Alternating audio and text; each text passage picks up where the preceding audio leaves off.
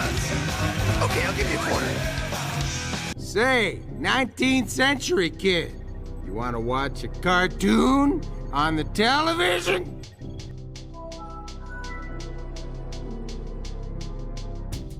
In the 2000s, we got new cartoons, new consoles, new music, and new rules to play by. Ed, Edd n Eddy was releasing alongside shows like Powerpuff Girls and Courage the Cowardly Dog, and they give me that nostalgic feeling. Can you remember the first time you saw Toonami? When I was a kid, I remember feeling like I had just been transported to another world, flying around in deep space with Tom. Well, this era was loaded down with big vacant vistas, deep space, open fields, and expansive oceans. The possibilities were endless, and the world felt more open than ever before. Hey, what can I tell you? It was the best of times, it was the worst of times. The world changed, and everything had to be made new. Content popular in the time was from new artists and new writers, brought in to connect with a new audience living in the techno age. Video games started to match that aesthetic, and everything was getting edgier. Because of all the new IPs, we didn't have to conform to a certain idea, and the identity hadn't been established. It was up to everyone's imagination what would be the new thing. Have you ever seen the episode of Ed, Edd n Eddy, Dawn of the Ed? In the episode, the boys want to go see a new sci-fi movie that's R-rated, so they start planning on how they're gonna sneak in. It's not fair! If only I were older. On their way, Ed, who knows everything about the movie, begins telling the other boys about it, and they get distracted from the plan. Before they know it, they're wandering into the junkyard, but they're so caught up in the story of the movie that they start to pretend that they're just on the deserted planet instead. They use junk to make armor and weapons, and old cars as spaceships to help bring their imagination to life. The approach of the robot bounty hunters was awaited fearlessly by the three brave outlaws. Is that for real? They pretend to battle aliens and set up a home base in an old van. They spend all day pretending that they're on this deserted planet until Ed's sister Sarah comes to ruin the fun. The episode has always stuck out to me, and I wanted to explore why for two reasons. For starters, it's an episode of a cartoon that's about exactly that same kind of feeling that a movie or a cartoon can give you as a kid. And for two, it gave me that exact feeling as a kid.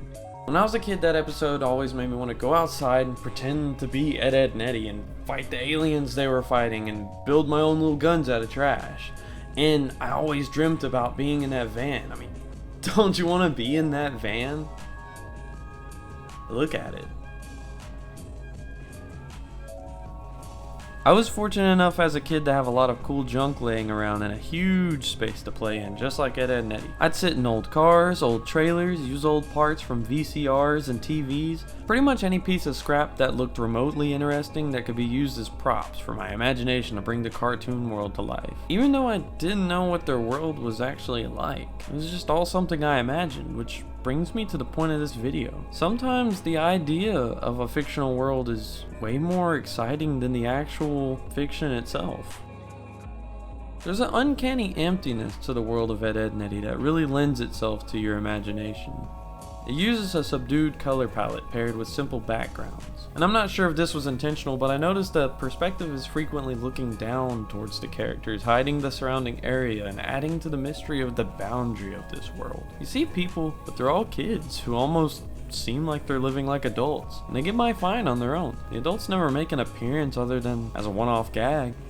The natural laws of the world are similar to slapstick cartoons like Tom and Jerry or Looney Tunes, but it's played off in a way that the kids are aware of it and they're just all playing around. And even though they live in a cul-de-sac, a lot of the situations feel like how you'd imagine things playing out as a kid. I mean, like, of course you can go into a junkyard and build a rocket ship. And even though they live in a cul-de-sac, it doesn't feel like anything's off the table and there aren't any clear rules to break. They could be somewhere as simple as an alleyway to as crazy as the moon. I mean, you never know. This world has to end somewhere, but the show doesn't tell you where. It's like a giant liminal space, and the characters are constantly crossing between this reality and fiction. Hello, Ed boys. Many doors, yes? Too much for couch potato Ed boys like yourself. A three-headed Rolf. Yawn. There's so many blanks left in the world, left for your mind to fill in. When you're doing that, it makes things feel way bigger and more magical than they actually are in almost any piece of fiction, not just Ed, Edd n Eddy. But Ed, Edd n Eddy really capitalizes on those feelings you had as a kid when everything still felt new and mysterious.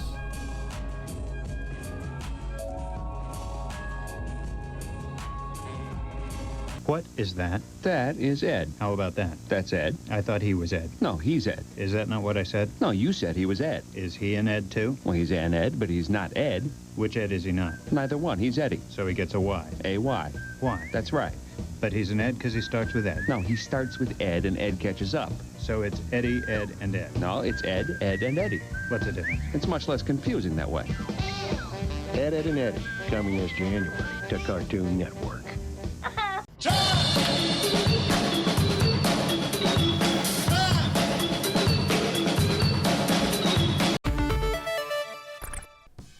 In Ed, Edd n Eddy, the boys get so caught up in their own imagination, they forgot they were even worried about getting into the theater.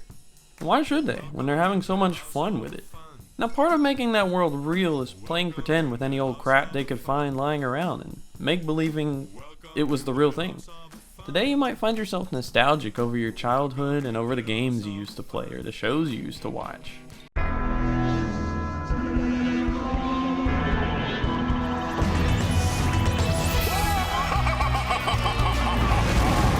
You might also find it hard to find that same magic again in newer things. As a kid, you didn't know things yet. You didn't know what was and wasn't possible. And it's a lot easier for us to get immersed in fiction and accept its rules or lack of when you don't know.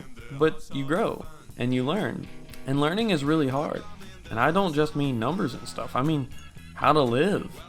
If you've ever met someone who is new to a hobby, you may have experienced when they're really caught up in doing things the right way.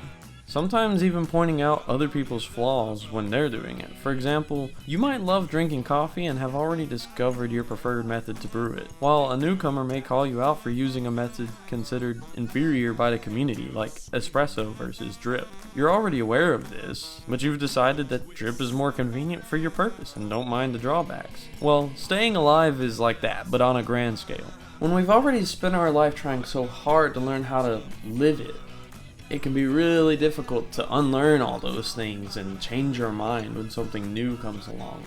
We kind of beat in those preferences and just refuse to give them up.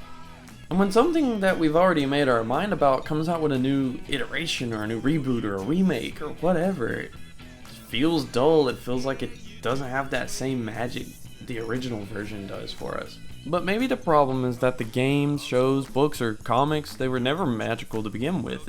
It was you, or at least your brain was. It was your imagination that made you feel like things were so adventurous, and your mind that filled in all those blanks. I feel like it's hard to let yourself fill in blanks as an adult when you've already decided how things should be, and already accepted fiction as what it is. It's just fiction. New media doesn't give us a lot of room to fill in the blanks either. I mean, now we're always getting told the untold stories, or a hero's origin, or a prequel to a beloved series, or just a show or a movie that spells everything out to you and doesn't let you discover anything yourself. It seems modern writing wants every single thing to have a backstory and lore, and every single world to have clearly defined rules and regulations. That's not necessarily a bad thing, but when everything is doing it, you barely get a chance to exercise your mind. And that's what made all that old content feel so original. They didn't have 40 years of lore built up around them telling you how everything worked. They were new and they were mysterious, and when you experienced them as a kid, you had less rules for them to break, so you probably accepted it for what it was rather than compare it to what you knew. And what you don't know, you got to fill in those blanks for the first time.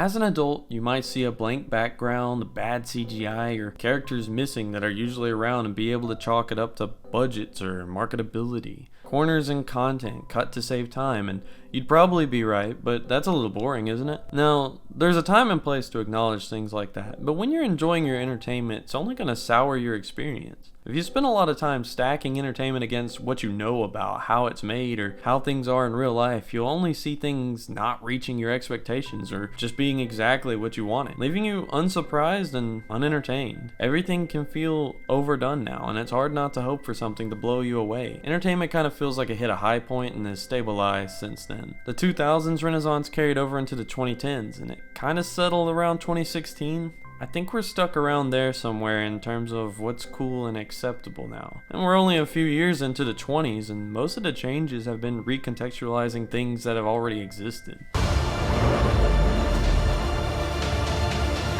can't write all we want! Here recently we've gotten some really subversive media and pop culture. But I see a story. I can see where this story is going. It does not look good.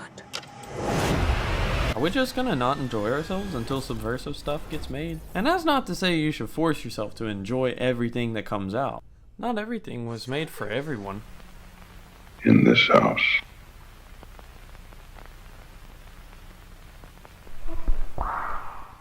But try it with a little more imagination and let yourself explore the fantasies being presented to you. This can apply to more than just entertainment. If you find yourself bored or uninterested with where you are or where you're at, and you're not sure what would make things better or where you'd like to go, trust me, I understand. It can be really easy to feel stuck in a rut, and if you get too comfortable with how things are, you might find it even harder to pull yourself out. Variety is the spice of life, which is just a really fancy way of saying you should get out and try new things. You might be a grown-up now, or maybe you're even just a teenager. Hell, you might be even younger than that. And maybe you've decided how you think the world works and how things should be. Well, think about when you were younger and everything felt mysterious and new and you didn't know everything. Well, I'm here to remind you that you don't know everything. And that magical feeling, that nostalgia, whatever you want to call it, it's still waiting for you to go out and feel it again, even with things that you've already felt it with before. Something I've been trying lately is letting go of what I think I know and approaching things with an open mind, and it doesn't always work out. A bad movie's still a bad movie, a bad car trip is still a bad car trip, but it's rekindled the love and excitement I had for things like when I was a kid. I'm looking around and reminding myself, I don't know what's in that building. I don't know what's in that alley. I don't know what's behind the wall. I just don't know. Remember the scale of the world and remember those empty spaces that's never been filled in for you. Maybe it's a different seat in your favorite restaurant. Maybe it's a cashier you've never said hi to. Allow yourself to be curious and fill in those blanks with new ideas. Pick up games you don't usually play, shows you don't normally watch.